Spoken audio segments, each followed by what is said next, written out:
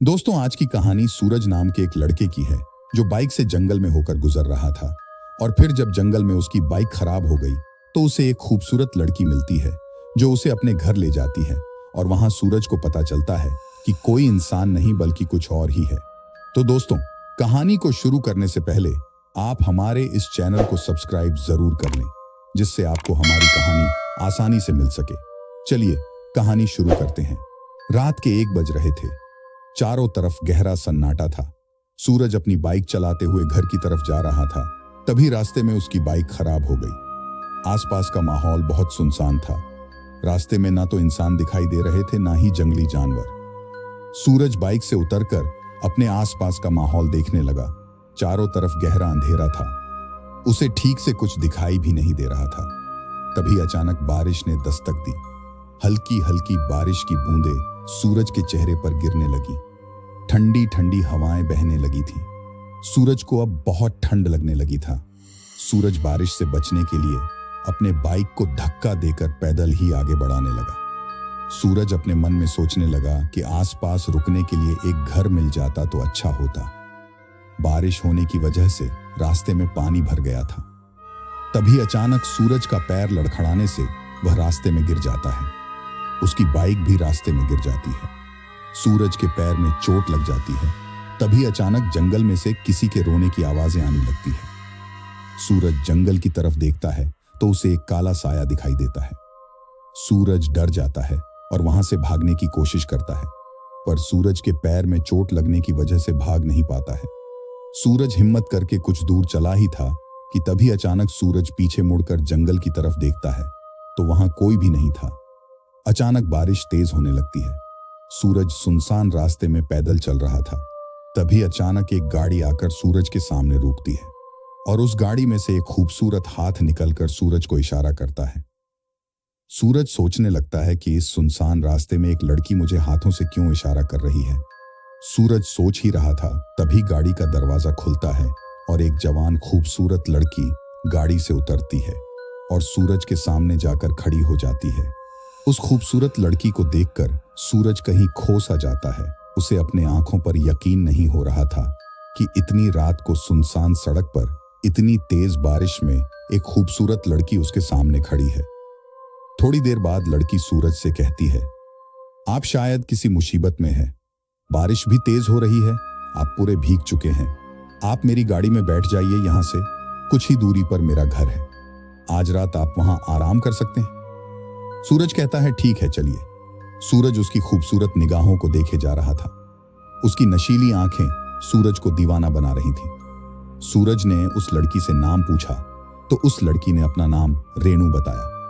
सूरज खुद को रोक नहीं पाया और उस लड़की की गाड़ी में बैठ गया। थोड़ी देर बाद गाड़ी एक अनजान रास्ते से गुजरने लगी। चारों तरफ घना अंधेरा होने की वजह से कुछ भी दिखाई नहीं दे रहा था। बारिश भी तेज हो रही थी। आसपास का माहौल इतना शांत था कि किसी जंगली जानवर की आवाजें भी नहीं आ रही थी। गाड़ी जंगल के बीच घुस गई। जंगल से होकर गाड़ी आगे बढ़ने लगी। सूरज रेणु की ख्यालों में इतना खोया हुआ था कि उसे पता ही नहीं चला रेणु उसे कहां लेकर जा रही है। थोड़ी देर बाद रेणु सूरज से कहती है कि यही मेरा घर है, हम पहुंच चुके हैं। सूरज गाड़ी से उतरकर देखता है तो घर का नजारा थोड़ा डरावना था। घर के आसपास कोई भी नहीं रहता था। सूरज को कुछ अजीब सा महसूस होने लगा था। ऐसे अनजान जगह को देखकर सूरज थोड़ा परेशान हो गया। सूरज ने रेणु से पूछा, आप इतने बड़े घर में अकेली रहती हैं, आपके साथ कोई भी नहीं रहता है? रेणु थोड़ा मुस्कुराई और सूरज से कहने लगी, जी मैं अकेली ही रहती हूं, मेरा अपना कोई नहीं है। रेणु की बातें सुनकर सूरज को थोड़ा हैरानी हुई। सूरज अब सोचने लगा, उसने यहां आके कोई गलती तो नहीं कर दी। सूरज यही सोच ही रहा था, तभी रेणु ने सूरज से कहा, चलिए अंदर चलिए, आप पूरी तरह से भीग चुके हैं। घर के अंदर चलकर आप कपड़े बदल लीजिए। सूरज और रेणु साथ में घर के भीतर चले जाते हैं।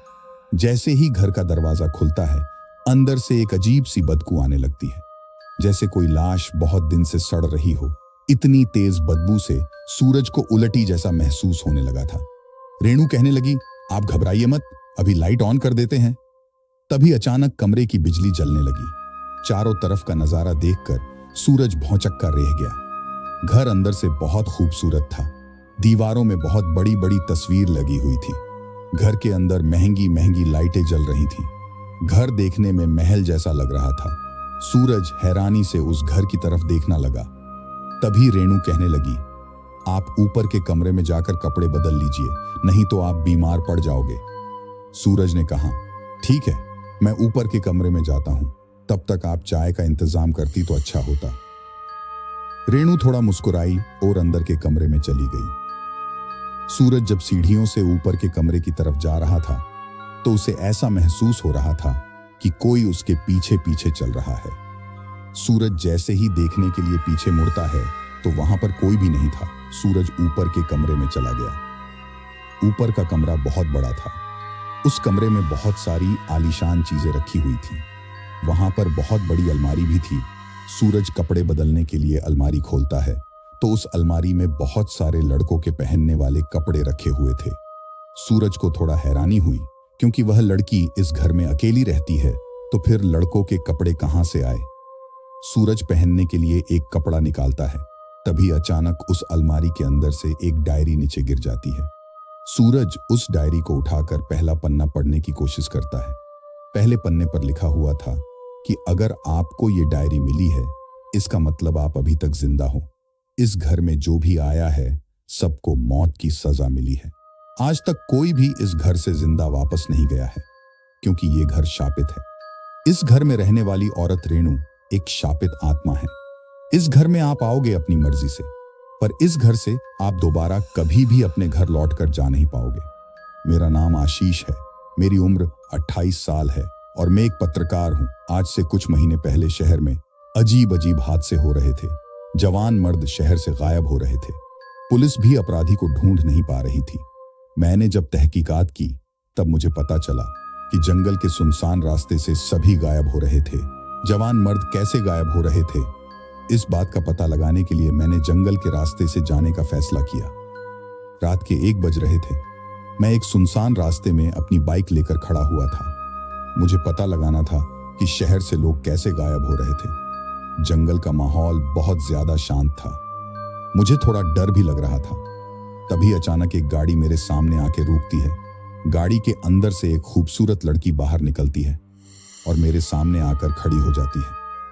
मैंने जब उस लड़की को पहली बार देखा, मुझे ऐसा लगा जैसे मैंने पहले भी इसे कहीं देखा है।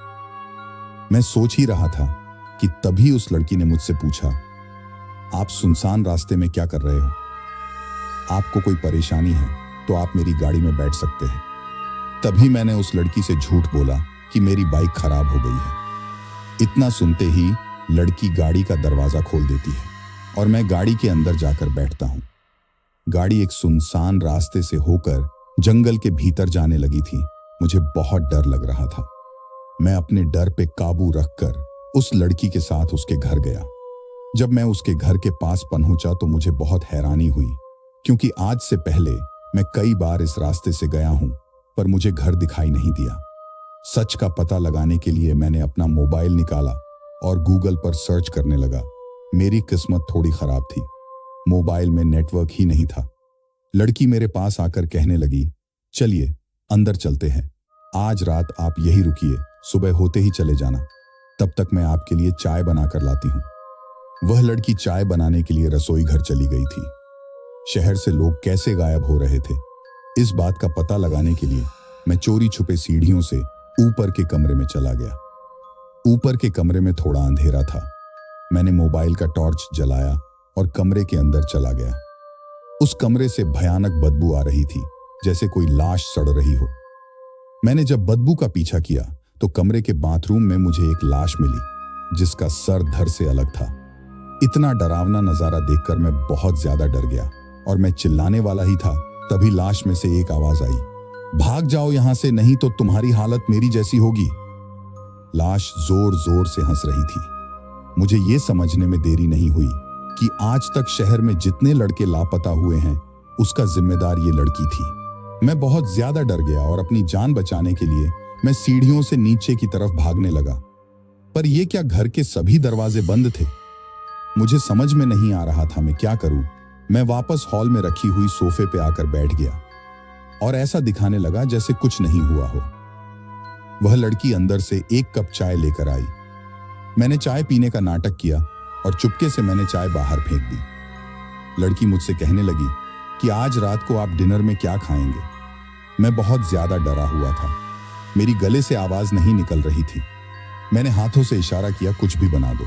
मैं वापस से सीढ़ियों से ऊपर चला आया। मुझे कुछ समझ में नहीं आ रहा था मैं क्या करूं। मैंने अपना मोबाइल निकाला तो किस्मत से मेरे मोबाइल में नेटवर्क दिखाई दे रहा था। मैंने गूगल पर सर्च किया तो मुझे पता चला कि आज से कई सालों पहले इस घर में एक हादसा हुआ था। कुछ चोरों ने मिलकर इस घर में चोरी की थी और इस घर में अकेली रहने वाली औरत रेणु की चाकू से हत्या की थी। सभी चोर मिलकर रेणु की लाश को बाथरूम में छुपा के घर का दरवाजा बाहर से बंद करके भाग गए थे। रेणु अधमरी हालत में बाथरूम में पड़ी रही। चोरों ने सोचा रेणु मर गई है, पर रेणु जिंदा थी। रेणु को जब होश आया तब शरीर में से बहुत सारा खून बह चुका था। रेणु ने मरते वक्त इतना कहा, सब मारे जाएंगे, मैं लौट कर आऊंगी और अपनी मौत का बदला लूंगी। थोड़ी देर बाद रेणु की मौत हो जाती है। मैं ये सारी बातें मोबाइल पे पढ़ रहा था। मेरे शरीर के रोंगटे खड़े हो गए थे। मैं अपने दोस्त संजय से मदद मांगने के लिए फोन करने वाला ही था, तभी अचानक मेरे हाथ से मोबाइल गायब हो जाता है। मैं बहुत ज्यादा डर गया था और डर के मारे कांपने लगा था। मुझे समझ में नहीं आ रहा था कि इस रेणु के बारे में लोगों को कैसे बताएं। शहर में जितने भी लोग गायब हो रहे थे, इसका जिम्मेदार रेणु ही थी। मैं एक पत्रकार था तो मुझे अपनी जान की परवाह किए बिना ये सारी जानकारी लोगों तक पहुंचानी थी, इसलिए मैंने ये डायरी लिखी है। मुझे नहीं लगता मैं जिंदा बच पाऊंगा या नहीं। रेणु एक शापित आत्मा है, अपने मौत का बदला लेने लोगों को इस घर में लेकर आती है। रेणु मेरे करीब आ रही है। रेणु मुझे मार डालेगी। डायरी में बस इतना ही लिखा हुआ था। उसके बाद आशीष की मौत हो गई थी। सूरज अभी तक डायरी में लिखी हुई सारी बातें पढ़ रहा था। अब तक आपने जो कहानी सुनी, ये पत्रकार आशीष की कहानी थी। आशीष को भी इस शापित आत्मा ने मौत के घाट उतार दिया था। मैंने डायरी को वापस से अलमारी में रख दिया और सीढ़ियों से उतरकर भागने की कोशिश करने लगा। रेणु को इस बात का पता चल चुका था कि मैं यहां से भागने की कोशिश कर रहा हूं। अचानक से घर की बिजली चली गई। चारों तरफ घना अंधेरा हो गया था। रसोई के कमरे से एक डरावनी आवाज आने लगी थी, खाने में क्या खाओगे? मैं बहुत ज्यादा डर गया था। अंधेरे में मुझे कुछ भी दिखाई नहीं दे रहा था। अब मुझे लगने लगा था कि अब इस घर से जिंदा वापस जा नहीं पाऊंगा। घर के भीतर जोर जोर से हवाएं चलने लगी। बिजली अचानक से जलने बुझने लगी थी। कोई औरत हाथों में चाकू लेकर मेरी तरफ बढ़ने लगी थी। वह औरत बहुत डरावनी लग रही थी। गुस्से से घुर्राते हुए धीरे धीरे सूरज की तरफ बढ़ रही थी। सूरज एक कोने में जाकर छिप जाता है। रेणु हाथ में चाकू लेकर सूरज को आवाजें दे रही थी। सूरज, तुम कहां हो? मेरे पास आओ। सूरज, तुम यहां से भाग नहीं पाओगे। अब मैं तुम्हारी बलि दूंगी और तुम्हारे शरीर के खून से मैं अपनी प्यास बुझाऊंगी। डर के मारे सूरज बुरी तरह से कांपने लगा। उसे अपनी मौत दिखाई देने लगी थी। सूरज कुछ सोच भी नहीं पा रहा था कि अब रेणु से मुकाबला कैसे करें। थोड़ी देर पहले जो लड़की इतनी सुंदर लग रही थी, अब पूरी तरह से बदलकर एक चुड़ैल बन गई थी। नशीली आंखें भयानक हो गई थीं। आंखों की पुतली सफेद थी और मुंह से खून टपक रहा था। उसका जिस्म सड़ गया था, इसलिए बदबू भी आने लगी थी। बालों में कीड़े मकोड़े रेंग रहे थे। रेणु के चेहरे का आधा हिस्सा सड़ गया था। थोड़ी देर पहले जो महल जैसा दिखाई दे रहा था, अचानक एक खंडहर में बदल गया। अब यहां पर बिजली का कोई नामो निशान भी नहीं था। चारों तरफ घना अंधेरा छा गया था। सूरज चुपके से भागने की कोशिश करता है, तभी रेणु सूरज को पकड़ लेती है। रेणु सूरज को लेकर जंगल के बीचों बीच चली जाती है। रेणु सूरज को एक पेड़ से बांध देती है। रेणु जोर जोर से हंसते हुए कहती है कि आज अमावस की अंधेरी रात है। आज रात तेरी बलि देकर मैं बहुत शक्तिशाली बन जाऊंगी। मैं तो तुझे पहले ही मार देती, पर मुझे शक्ति चाहिए थी, इसलिए इतनी देर तक तुम जिंदा हो, नहीं तो अब तक तुम मेरा शिकार बन गए होते। सूरज को कुछ समझ में नहीं आ रहा था कि आगे क्या करें। सूरज निराश मन से अपनी मौत की तैयारी देखने लगा। पेड़ से बंधे होने के कारण सूरज यहां से भाग भी नहीं सकता था। रेणु सूरज के चारों तरफ अपनी मंत्र शक्ति से एक घेरा बनाती है। उसके बाद रेणु जोर जोर से शैतानी मंत्र पढ़ने लगती है। रेणु की डरावनी आवाजें जंगल के चारों तरफ गूंजने लगी थी। रेणु अपने चाकू को बलि देने के लिए तैयार कर रही थी। सूरज सोचने लगा, अगर मैंने यहां से भागने की कोशिश नहीं की तो मेरी मौत पक्की है। मुझे हार नहीं माननी चाहिए। मुझे अपनी जान बचाने की कोशिश करनी चाहिए। सूरज को एक बुरी लत थी सिगरेट पीने की, इसलिए उसकी जेब में हमेशा एक लाइटर रहता था। सूरज को उम्मीद की एक किरण नजर आने लगी थी। रेणु का ध्यान मंत्र पढ़ने में था।